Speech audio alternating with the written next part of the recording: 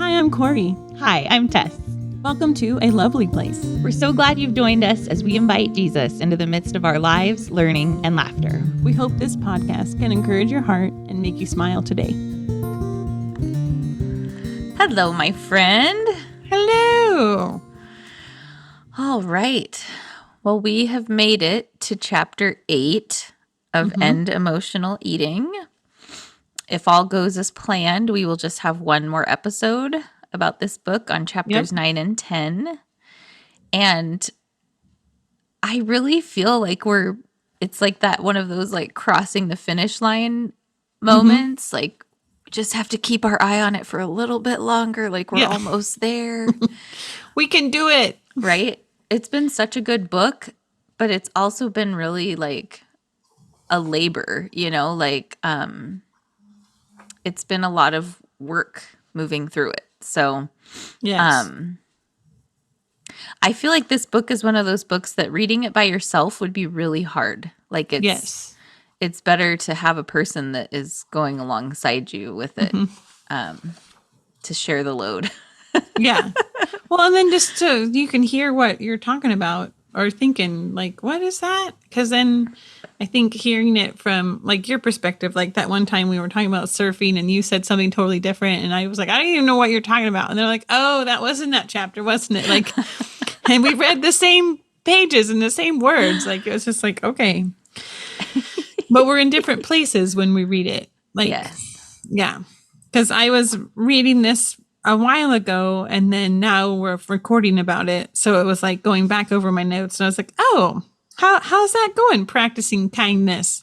This chapter is called Cultivating Self-Compassion. Yes.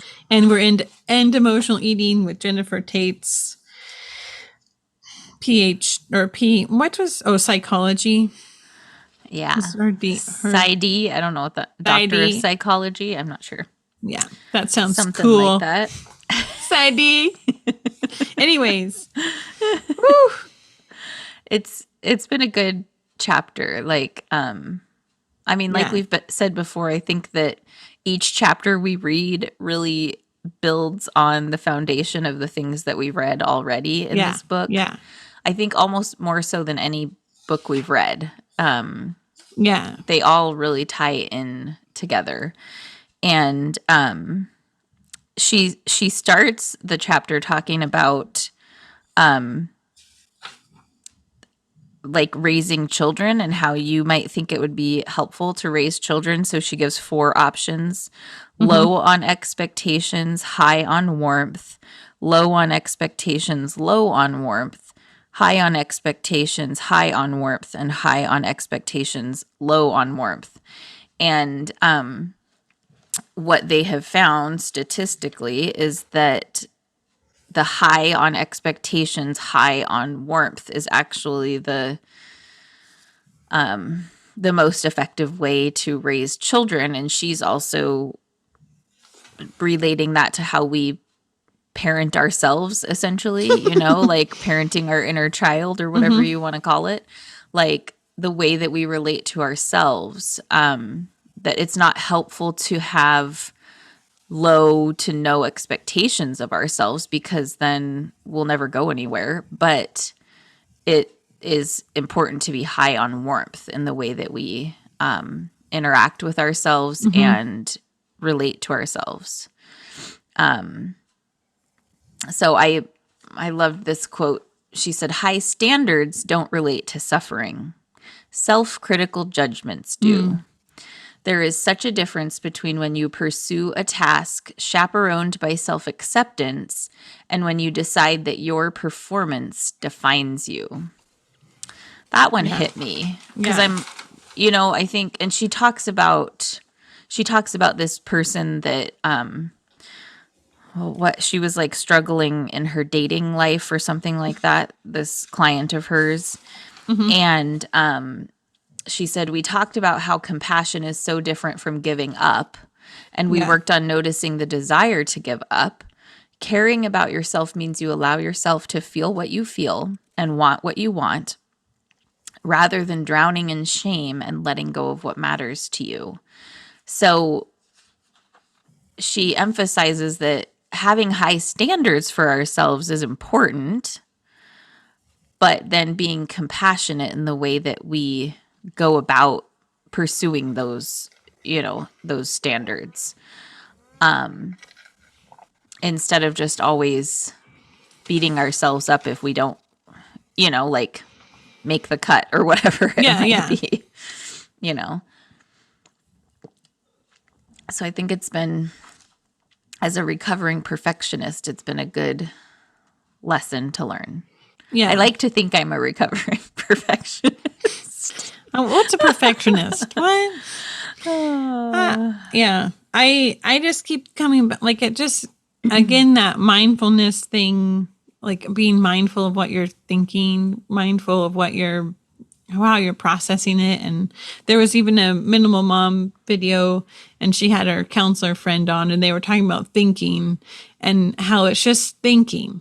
Like, those are just Yes. thoughts. Like, they're not the truth. They're not the whatever, or you put feelings on them. Or I only made it through half the video, so I should probably watch the rest of it. But it was just powerful. And then thinking like this of like, what is self-kindness and understanding? What is seeing my experience as a part of being human?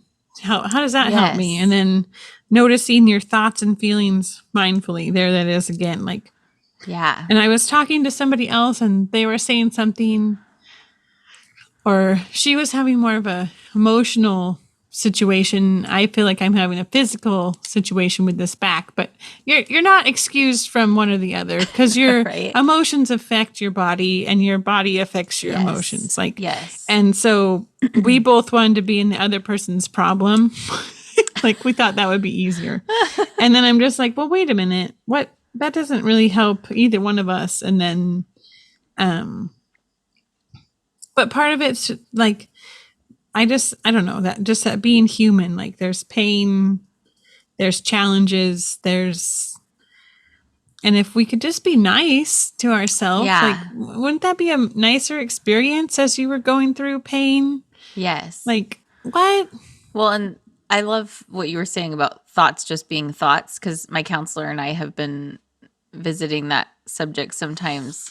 And he was telling me that people with anxiety, I say that meaning I'm part of that group, not like those people with anxiety. Yeah. But anyway, people with anxiety even expect their thoughts to be productive. Like they put a lot of emphasis on the importance of thoughts.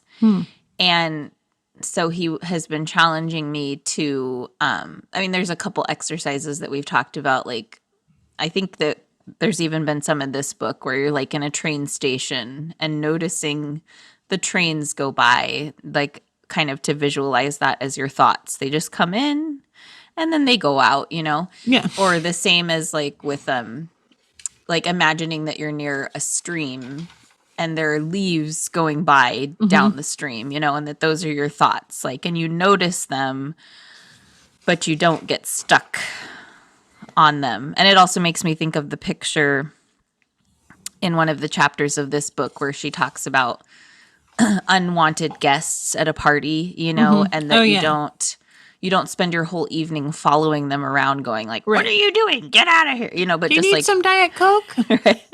But just enjoy yourself, enjoy Yeah. the party, And so I think that's something that I've been wanting to take to heart is and practice self-compassion, that my thoughts don't have to be productive. I don't, like, inherently they don't have any value. Like, they're Yeah. just thoughts, and I don't Yeah. have to make them have value. Like, that's tiring. Well, and that goes both ways. Like, they don't have to have it off the chart positive value or off the chart negative. Because, like, when she's talking about the science of self-compassion, then she's like, I find it thought-provoking that presenting quote-unquote self-depreciating is a virtue associated with modesty, while practicing loving kindness or self and compassion may, I don't know what that word is, engender judgments. Like, Yeah. so this was like, like, are we going so far the other way that we're not even being nice or kind to ourselves anymore? Right. Like, that's not compassionate and that doesn't help anybody when Right. you're spiraling, because usually that starts a spiral for the crazy cycle or whatever you want to call it. Yes. Spinning out or what, or Yeah. Yeah. And I think that sometimes I think when I have self-compassion that I'm weak, like mm-hmm. I'm not strong enough. Yeah, But I think it's so counterintuitive. Like as we have self-compassion, we are strong. Like that helps us to be strong, you know? right. Yeah. Um so there was this quote here. So it says, if eating serves you as an escape from negative emotions, self compassion is a viable form of awareness. You may access ease at any time without depending on a temporary external fix, though this source of comfort will take skill and practice. Mm. And I There's think that that's practice. right. I think that's been an element of self compassion that I'm having to remember because I don't know why, but I don't like the idea of being in process. Like I want it to just I want to have the skill. Like I want it to be there, you Yeah. know? And so I think this has been a good reminder that it takes practice. Like it's not just something that I can master and be good at immediately. And for quite a long time of my life, I haven't had any self-compassion. So it will take time to develop that skill, Mm-hmm. to develop that muscle, if you will, Yeah.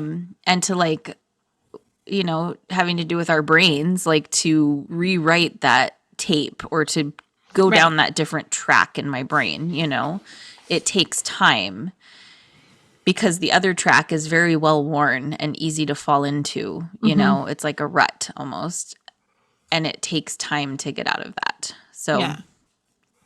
Well, and it's like remembering to how have we patience. respond. Like, are we in the kitchen again? Are we mad? Are we yelling? What is our response? Are we shopping? Like, what, what's our drug of choice, so to speak? Like, what are we trying to cope with it if we're not paying attention and we're not being mindful? Like, Yeah. it's just like, yeah, it's a lot.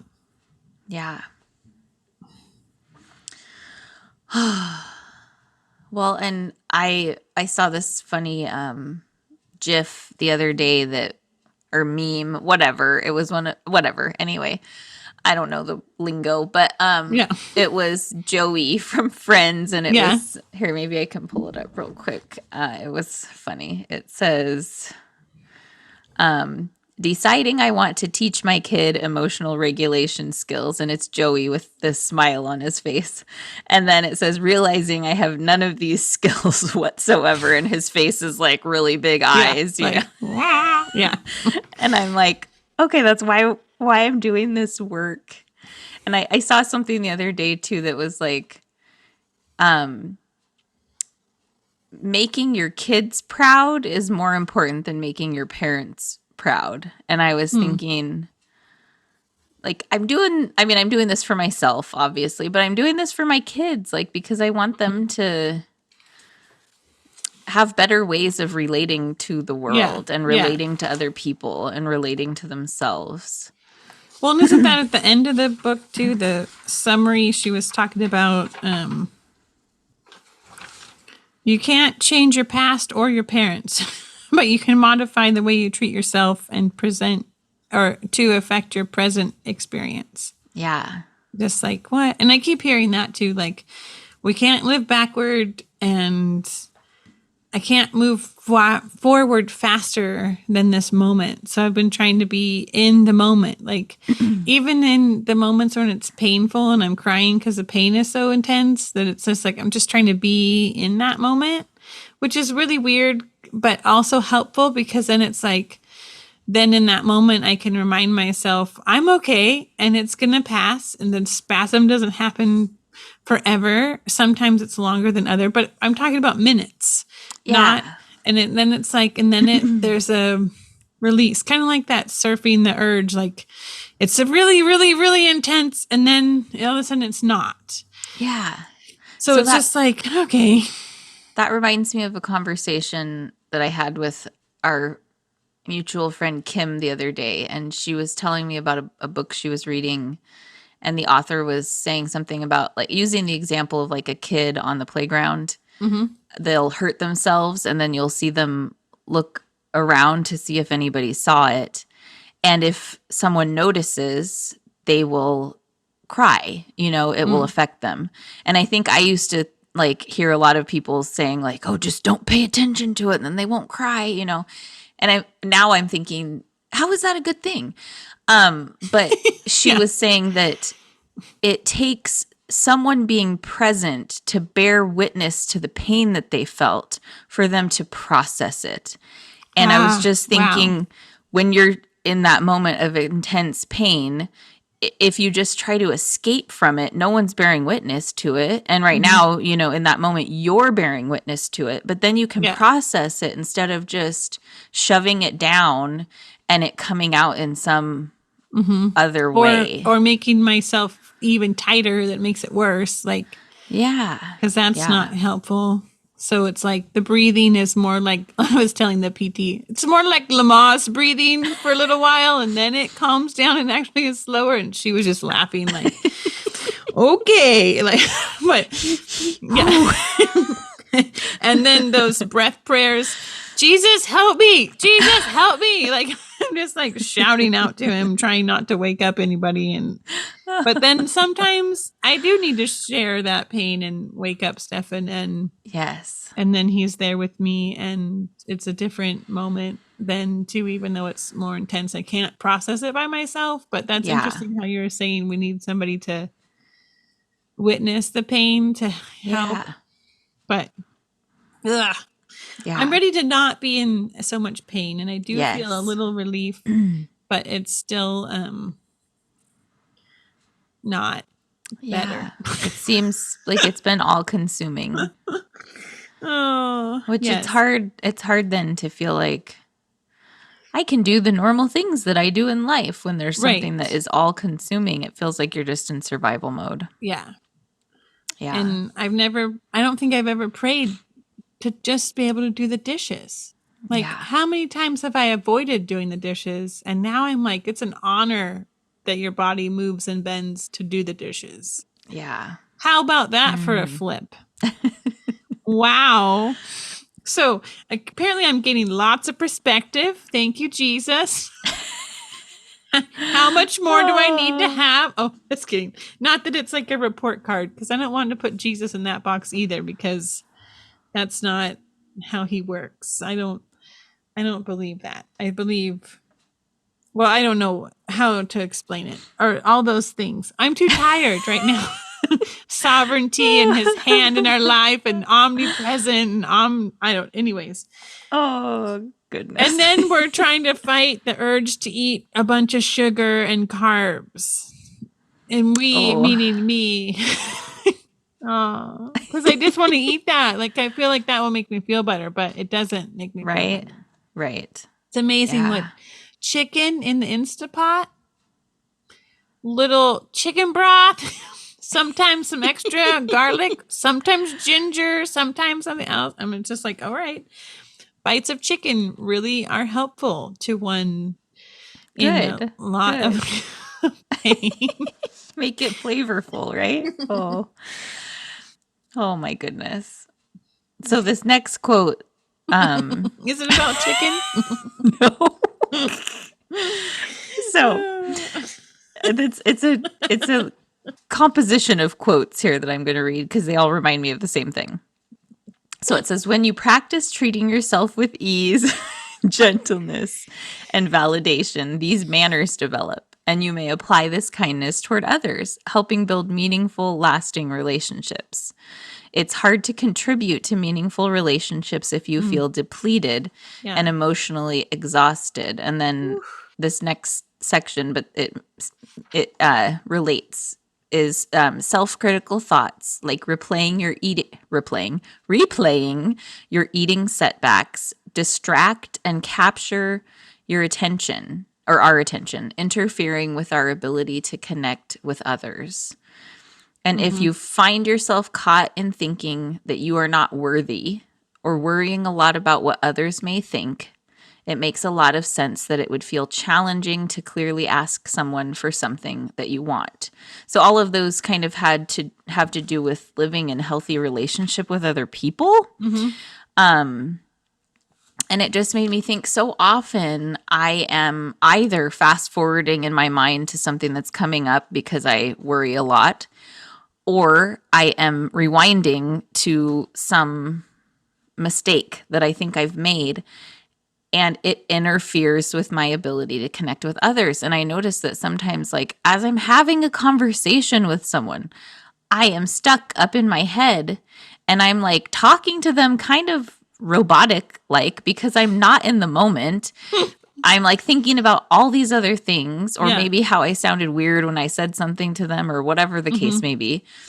And then I'm not connecting with them. And that's the Yeah. whole point of talking to a person, right? Right. So that, What? right, those ones, I'm like, this self compassion is important, because then when we can practice it with ourselves, then we can have it with others, Yeah. and we can connect well with others, which Right. is the whole point of this planet, like, Right.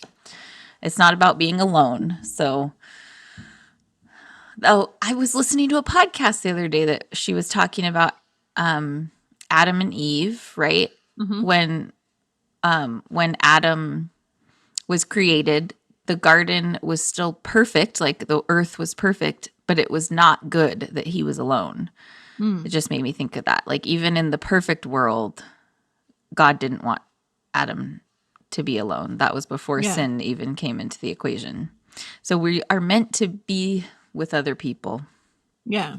And be with Jesus or Yes. God in that case. God the Father, Creator, man. There we Creator. go. We can go into the Trinity now. And then apparently, lack of sleep leads me to big philosophical ideas. Oh. Anyways, I don't Should want to be I? alone either. Like, that's a good thing. And I don't want to be alone in the kitchen with, I don't know. So I'm just thankful that Stefan and Riker are eating chicken with me. And, like, I keep thinking of the Lazy Genius kitchen and how she's like, how are you using your tools? And so that's helped. So now we can have compassionately eating and batching ahead so we can eat the Yes. good food. So you're not grabbing the Oh, bad yes. food. Yes. Which I think is also compassionate to yourself if you're planning ahead for the Yeah. Corey in 2 hours that needs more food. Like, Right? Yeah. so Well, and it reminds me of what she talks about in this book, coping ahead, like the knowing yeah, that you're going to be in a rough situation and planning how you're going to right. like react and respond and cope with it. Mm-hmm. That's like a lazy genius principle. It's like the magic Yeah, question, like, what can I right. do now that will make my life easier later, Mm-hmm. So it's good.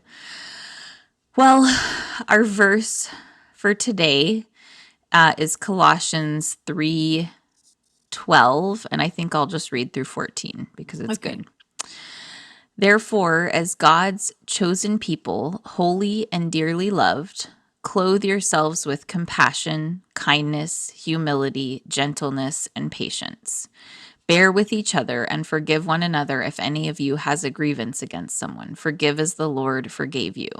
And over all these virtues, put on love, which binds them all together in perfect unity. And so we can't have compassion, kindness, humility, Mm-hmm. gentleness, and patience with other people truly if we don't also practice those with ourselves. Yeah.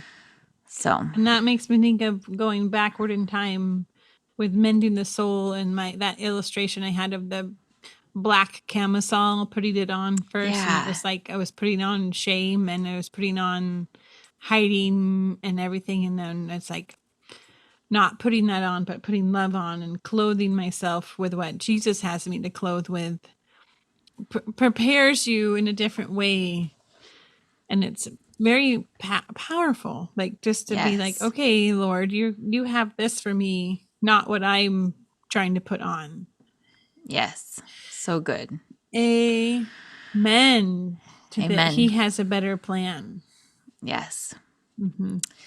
All right. Well, to our listeners, we hope that you can practice self compassion this week and know that that's possible because first God had compassion on you. And I'm so thankful for that. Yeah.